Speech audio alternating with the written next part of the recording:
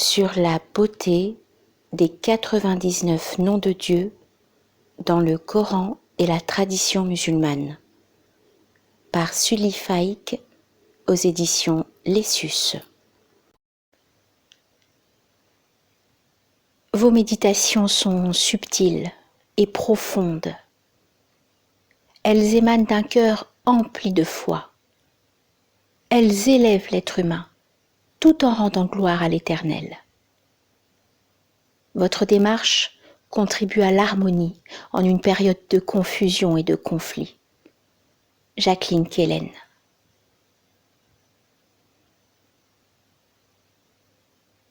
Introduction.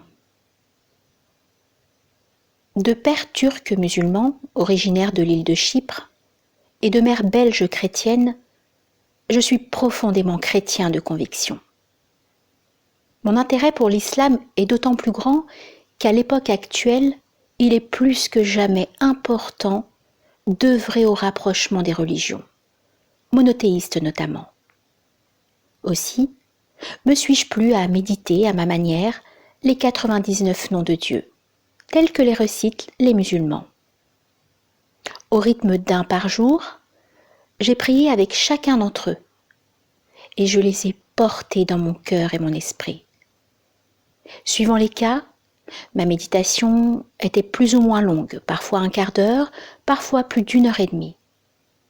Chacun de ces monologues intérieurs a donné naissance à un texte bref de 4 lignes, condensant le fruit de ma réflexion. J'aimerais que mon approche soit la plus largement partagée en milieu musulman et en milieu chrétien. Si elle pouvait être un socle à partir duquel nous pouvions, dans l'invisible, nous rapprocher en un élan de prière commune, ma tentative serait pleinement récompensée. Il n'existe pas une liste canonique de ces noms. Ils ne sont pas toujours cités dans le même ordre. Leur orthographe varie aussi, de même que la traduction française qui leur correspond. Tantôt on parle de noms divins, tantôt d'attributs divins. Je n'ai nullement la compétence pour traiter de ces questions. Aussi, me suis-je contentée de suivre fidèlement l'énoncé qu'en donne Abderrazak Mahri dans Les noms divins expliqués. Raymond Lull, 1232-1315, cet aventurier de Dieu, était un précurseur illuminé que le dialogue interreligieux d'aujourd'hui est encore loin d'avoir rejoint. Persuadé que juifs, chrétiens et musulmans avaient beaucoup à partager, il se mit à l'étude de l'arabe pour dialoguer avec l'islam et de la kabbale afin de se familiariser avec la mystique juive. Dans la production prolifique de cet Arabicus Christianus, je ne retiendrai qu'une seule œuvre en lien avec mon sujet, le livre du gentil et des 3 sages, 1276-1279. Le gentil est un païen agnostique venu de quelques lointaines contrées, très versé en philosophie, mais n'ayant aucune connaissance de Dieu ni de la vie future. 3 sages, un juif, un chrétien et un musulman, discutant de leurs croyances, venus par un autre chemin, rencontrent le gentil dans une belle prairie, près d'une fontaine, où ils échangent longuement sur leurs convictions les plus profondes. En se quittant, ils décident de se revoir régulièrement et concluent que s'ils arrivent à être unis par une même foi, ils auront ensemble, de par le monde, glorifié et loué le nom de Dieu. C'est probablement inspiré par l'islam que Raymond Lull, dans L'art bref et l'art général ultime, 1308, énonce les 9, puis les 16 vertus de Dieu. Premièrement, la bonté, la grandeur, la durée ou l'éternité, la puissance, la sagesse, la volonté, la vertu, la vérité, la gloire, la perfection, la justice, la largesse, la miséricorde, l'humilité, la domination et la patience. Vers 1284, il avait déjà rédigé en catalan le livre des 100 noms de Dieu, sorte de suite chrétienne à la méditation musulmane sur les 99 noms de Dieu. Dans son prologue, il propose de faire réciter les 100 noms de Dieu dans les églises, comme les musulmans psalmodiaient le Coran dans leurs mosquées. Dans cette œuvre grandiose, encore antérieure, qu'est le livre de contemplation, vaste encyclopédie de la vie ascétique et mystique, il consacrait déjà le livre premier aux attributs divins. C'est sous l'inspiration de Lulle, mon souci de participer modestement au dialogue entre le christianisme et l'islam qui m'a inspiré ce travail quotidien de méditation. L'imam El-Bukhari, 810-870, aurait recueilli 300 000 traditions relatives au prophète Mohammed, paix et bénédiction de Dieu sur lui, les hadiths. Il en aurait transmis plus de 7000. Parmi ceux-ci, l'un nous révèle que Dieu a 99 noms, 100 moins 1, celui que personne ne peut prononcer. Celui qui retiendra ces 99 noms entrera au paradis. Dieu est impair, il aime l'impair. Peut-être parce que l'impair suppose le Père et que le Père appelle l'unité. Les noms de Dieu foisonnent dans le Coran et dans la Sunna, tradition. C'est à Dieu qu'appartiennent les plus beaux noms. Servez-vous de ces noms quand vous l'invoquez. Sourate 7, verset 180. L'essence de Dieu, c'est-à-dire l'inconnaissable qui échappe à la raison, est attestée par ces noms qu'il nous a lui-même révélés. Appelez-le Dieu dans vos prières ou appelez-le le miséricordieux. Sous quelque nom que vous l'invoquiez, les plus beaux noms sont les siens. Sourate 17, verset 110. Il porte les noms les plus sublimes. Sourate 20, verset 8. À lui appartiennent les attributs les plus beaux. Sourate 59, verset 24. Si Dieu aime l'impair, on constate cependant que, dans le Coran, ces attributs divins sont souvent cités par pair. Les 114 sourates, excepté la sourate 9, s'ouvrent toutes sur l'invocation au nom de Dieu, le clément, le miséricordieux. Ce binôme clément-miséricordieux est le plus fréquent dans l'ensemble du Coran. Ce saint ou ce noble Coran, je ne l'avais jamais lu, que par bribes éparses. Méditant sur les attributs de Dieu, j'ai pensé qu'il était temps, à mon âge, 80 ans, de lire d'un trait tout le Coran. L'Ancien et le Nouveau Testament, je les avais toujours fort fréquentés, et je les ai même lus 2 fois en entier, de la Genèse à l'Apocalypse. Dans cette œuvre inspirée par Dieu au prophète Mohammed, qu'est le Coran, paix et bénédiction de Dieu sur lui, les noms attribués à Dieu ont évidemment retenu particulièrement mon attention, notamment ceux qui y sont mentionnés par couple. Souvent, les 2 éléments de ces couples entretiennent entre eux un rapport sémantique de synonymie, de quasi-synonymie ou d'analogie, comme dans le cas de clément, miséricordieux. Sans nullement prétendre à l'exhaustivité, j'ai relevé les binômes suivants. Si je les énumère, ce n'est nullement à titre informatif, mais pour que le lecteur s'en imprègne, qu'il les prie au tréfonds de lui-même. Les multiples répétitions, au lieu d'être lassantes, doivent aider à cette intériorisation, à l'instar des litanies des liturgies chrétiennes. Ces apparentes redondances, en s'infiltrant dans le secret du cœur, nourrissent une communion insondable avec celui que l'on invoque. Comme le souligne très justement Philippe André, bien mieux que tous les commentaires sur lui, les noms qu'il se donne à lui-même nous disent qui il est, ce qu'il est. Connaître ses noms, c'est connaître intimement sa personne et établir avec lui une relation de confiance, de vivante proximité. C'est expérimenter vraiment qui il est.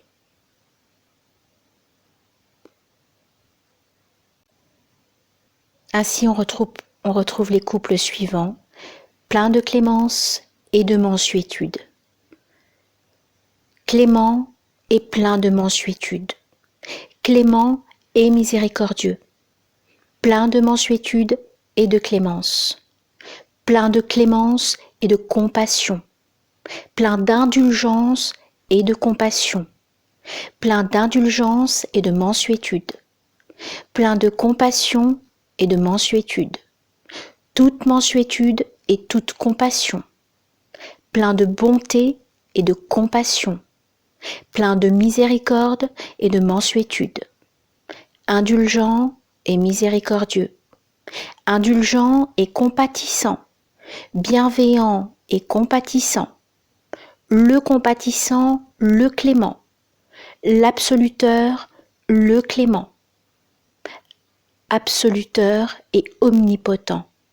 Le tout-puissant, le tout-compatissant. Fort et puissant. Plein de force et de puissance. Le puissant, le sage. Puissant et clément. Omniscient et compatissant. Omniscient et plein de mansuétude. Le sage, le parfait informé. Le subtil et parfaitement bien informé. Celui qui entend, celui dont la science n'a point de limite. Dieu l'unique, le dominateur suprême. Dans des cas moins fréquents, les noms de Dieu s'expriment plutôt dans un rapport antonymique, indiquant les extrêmes entre lesquels Dieu agit ou se manifeste. Qui seul donne la vie et la mort, le premier et le dernier, l'apparent et le caché, celui qui décrète l'abondance ou la parcimonie, celui qui dispense ses bienfaits avec largesse ou parcimonie, celui qui prodigue ses dons ou les mesure à qui il veut, qui dispense avec générosité ou parcimonie ses dons à qui il veut, qui dispense ses dons avec largesse ou parcimonie à qui il veut, qui comble qui il veut de ses bienfaits ou les donne avec parcimonie, qui prodigue ses richesses ou les restreint à qui il veut, qui honore et qui abaisse qui il veut, qui pardonne à qui il veut et qui punit qui il veut, qui abaisse les uns et élève les autres, qui donne le pouvoir ou l'enlève à qui il veut, qui connaît ce qui est caché et ce qui est apparent. Parfois, il s'agit plutôt dans le binôme d'un rapport de cause à effet, comme dans le riche et généreux, omniscient et parfaitement informé, le vivant, l'animateur de l'univers, l'éternel, l'immuable, omniscient et sage. Enfin, bien souvent, la coordination ou la juxtaposition des attributs s'inscrit dans un rapport sémantique moins évidemment définissable.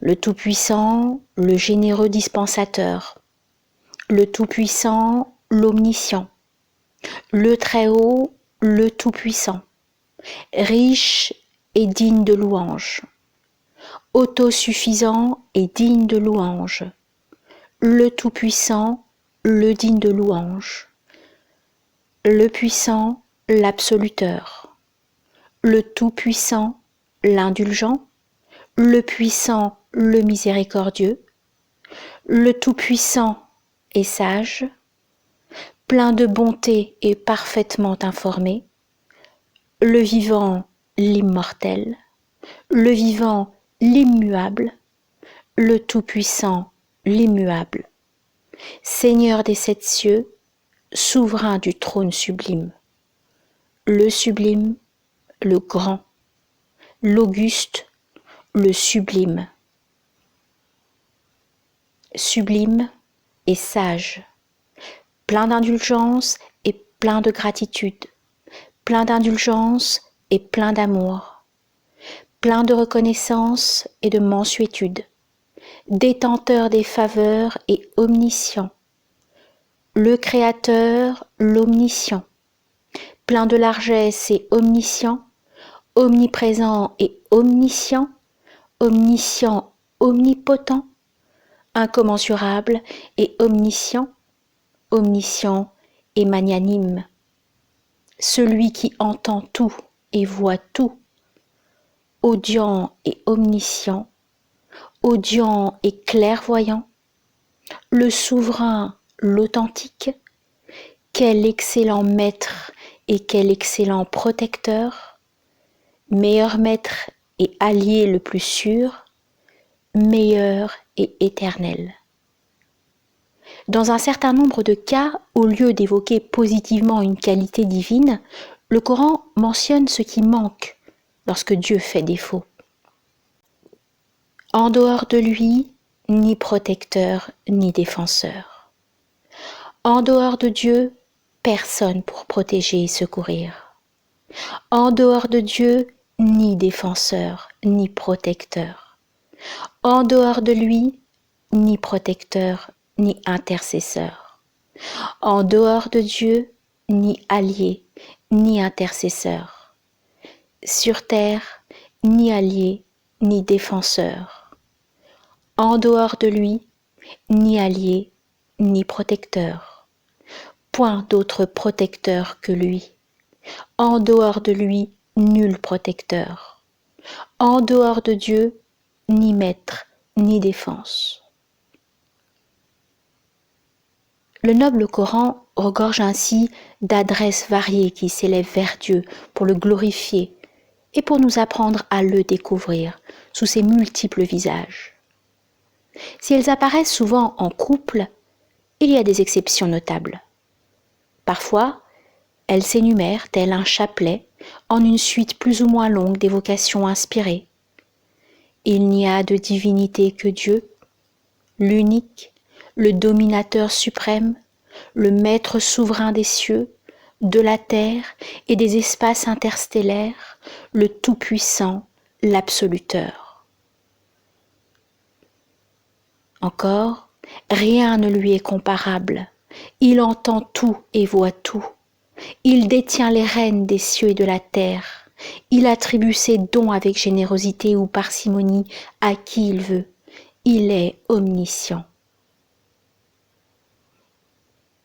Et encore, c'est lui le puissant, le sage, à qui appartient le royaume des cieux et de la terre, qui est l'auteur de la vie et de la mort, et dont la puissance n'a pas de limite. Il est le premier et le dernier, l'apparent et le caché. Il est l'omniscient. Et encore, c'est lui Dieu, en dehors de qui il n'y a point de divinité. Il est le connaisseur du monde visible et du monde invisible. Il est le clément, le miséricordieux. Il est Dieu, en dehors de qui il n'y a point de divinité. Il est le souverain, le saint, le pacifique, le protecteur, l'arbitre suprême, le puissant, l'irrésistible, le superbe. Et encore, ton Seigneur est implacable. Il est celui qui crée et ressuscite. Il est l'absoluteur, le clément. Il est le glorieux maître du trône. Il est celui qui réalise tout ce qu'il veut. Tous ces attributs divins rivalisent de beauté. Chacun est une invitation à la méditation et à la prière. J'en égrène quelques-uns ci-dessous. Seigneur du trône sublime, Maître du trône sublime, détenteur de la grâce infinie, Maître de la grâce suprême, Maître de la grâce infinie, dispensateur de toutes les grâces, le dispensateur suprême, celui qui conduit le mieux à bon port, qui ne faillit jamais à sa promesse, souverain suprême, l'irrésistible, le meilleur des miséricordieux, le juge souverain, le souverain suprême, le plus miséricordieux de tous les miséricordieux, créateur de toutes choses, créateur des cieux et de la terre, lumière des cieux et de la terre, créateur de l'univers, maître de l'univers. Une étude statistique exhaustive n'est pas nécessaire pour évaluer le poids quantitatif des thèmes les plus fréquents de ces évocations à vocation divine. C'est évidemment le champ sémantique de la clémence, de la miséricorde et de l'indulgence qui l'emporte haut la main. Ensuite, la sagesse occupe une place de choix. Enfin, c'est le thème de la clairvoyance, clairvision, de celui qui est partout, qui sait tout, qui entend tout, qui voit tout, tant dans le monde visible que le monde invisible, qui occupe une place majeure dans le noble Coran. La multiplicité de ces attributs divins, loin de disperser notre attention dans notre relation à Dieu, exalte au contraire la richesse de Dieu dans son unicité. Kaléidoscope où tous les fragments colorés s'harmonisent sans cesse en un seul ensemble qui se recrée à l'infini. Sur le mur de mon bureau, j'ai affiché cette prière de Sainte Thérèse d'Avila. Que rien ne te trouble, que rien ne t'effraie, tout passe. Dieu ne change pas. La patience obtient tout. Celui qui a Dieu ne manque de rien. Dieu seul suffit. Et quelle ne fut pas ma joie en découvrant que ce texte était en consonance parfaite avec le noble Coran, où est proclamée cette suprématie de Dieu, non seulement dans l'univers, mais en chacune de nos vies. Dieu seul nous suffit, Sourate 3, verset 173. Dieu me suffit, Sourate 9, verset 129. Mets ta confiance en Dieu, Dieu te suffit, Sourate 33, verset 3. Que la patience, 99e et dernier attribut de Dieu, règne aussi en nous, qu'elle nous apaise et qu'elle fortifie au jour le jour notre pleine confiance en notre Père qui est aux cieux. Il faut reconnaître que la croyance en un Dieu qui est Père, fondamental dans le christianisme, ne se retrouve pas en islam. En Isaïe, Dieu est proclamé comme notre Père et notre Rédempteur. Tu es notre Père, notre Rédempteur, tel est ton nom depuis toujours. Chez Matthieu, nous sommes invités à ne pas nous inquiéter du lendemain, car notre Père céleste pourvoira à nos besoins, comme il pourvoit aux besoins des oiseaux du ciel. Encore chez Matthieu, le Christ nous engage à faire la volonté de son Père qui est dans les cieux. Toujours en Matthieu, le Christ nous invite à nous retirer dans notre chambre et à prier notre Père qui nous voit dans le secret. Il nous apprend à prier « Notre Père qui est dans les cieux ». Ce n'est pas un Père charnel, mais un Père céleste. Oui, Dieu est vraiment notre Père spirituel et la preuve que nous sommes vraiment ses fils, c'est qu'il a envoyé dans nos cœurs l'esprit de son Fils qui crie « Abba, Père ». Si nous avons tous le même Père, pourquoi chrétiens et musulmans ne pourraient-ils instaurer entre eux une philosophie personnaliste du dialogue? Pour l'islam, la science de l'unicité de Dieu est capitale. Un des premiers attributs divins, c'est d'être un, unique, d'une unicité universelle et éternelle. Si des chrétiens s'engagent dans la méditation des 99 noms de Dieu, pourquoi des musulmans ne pourraient-ils, avec des chrétiens, chanter notre Père spirituel commun? Inutile de nous disputer. Dieu nous réunira un jour, car c'est vers lui que tout doit faire retour. Sourate 42, verset 13. Dieu est Père et il est aussi berger, notre bon pasteur, le chef des pasteurs, le grand pasteur des brebis. Voilà autant de touches de tendresse dans la manifestation divine, telle qu'elle est vécue dans le christianisme.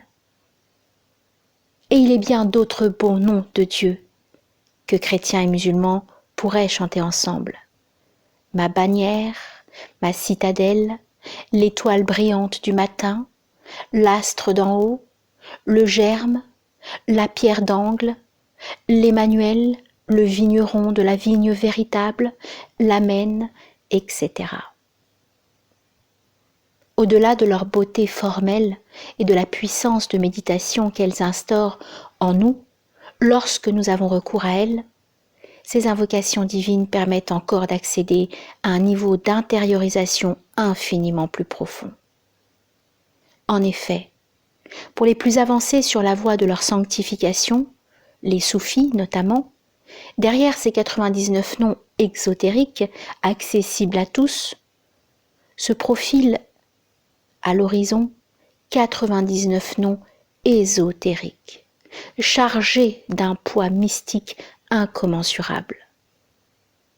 Non seulement ces mystiques comprennent mieux que quiconque le sens le plus caché de ces 99 noms, sens inatteignable par la spéculation ou la seule raison discursive, mais ils perçoivent dans une lumière ineffable le nom suprême de Dieu, stade ultime de la connaissance ésotérique, et qui les comble au-delà de toute espérance.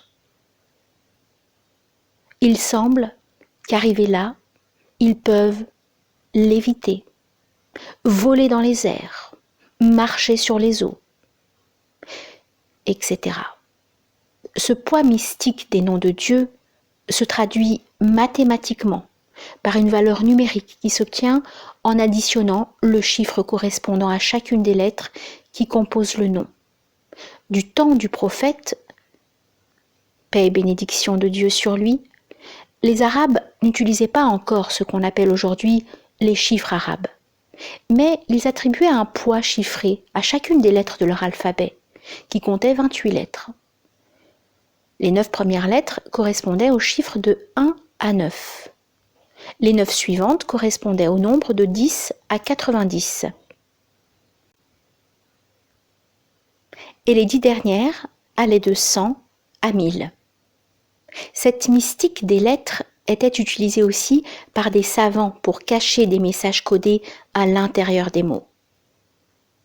Dans l'introduction aux 99 noms de Dieu dans la tradition musulmane, Hossein Atrous fait référence au traité du Cheikh Ahmed Zarrouk, où est expliqué comment l'addition de la valeur des lettres qui constituent le nom permet de lui attribuer sa valeur numérique particulière.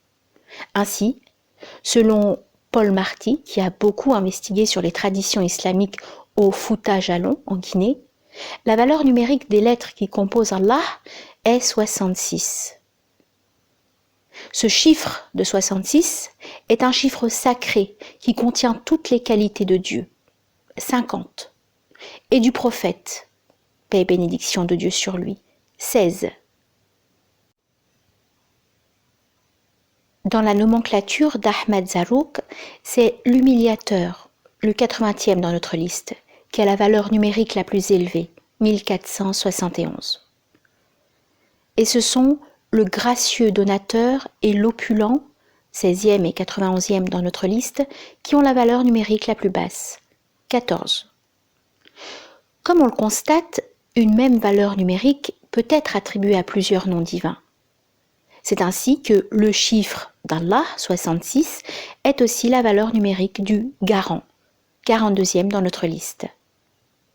Ne nous aventurons pas davantage dans cette exploration ésotérique, mais relevons quand même que, dans la Torah hébraïque et la tradition kabbalistique, on invoque Dieu sous différents noms, 72 dans la Kabbale, et que, de plus, les lettres composant ces noms ont des valeurs numériques dont on tient compte et qu'il s'agit d'interpréter. Peut-être un jour notre démarche de partage islamo-chrétien pourra-t-elle s'adjoindre une aile juive. Et pourquoi serait-il interdit de rêver d'une ouverture vers la franc-maçonnerie qui vénère le grand horloger ? Tous enfants d'un même père, quel beau rêve ce serait que de le vénérer et de le prier ensemble. Puisqu'il est tout-puissant, pourquoi ne nous aiderait-il pas à faire avancer ces rapprochements tant attendus ? Faisons tout notre possible et laissons-lui la part de l'impossible pour qu'advienne cette pleine et unique théophanie anticipée que nous appelons de tous nos vœux. Voici maintenant le résultat de mon exercice spirituel. Puisse-t-il servir au plus grand nombre. Que chacune et chacun, selon son inspiration du moment, se nourrisse de ces méditations, qu'il les goûte, les savoure à petite dose, s'en régale, s'en délecte, et qu'à travers elles, il découvre peu à peu, au jour le jour, qui est Dieu pour lui. Quel est son Dieu ?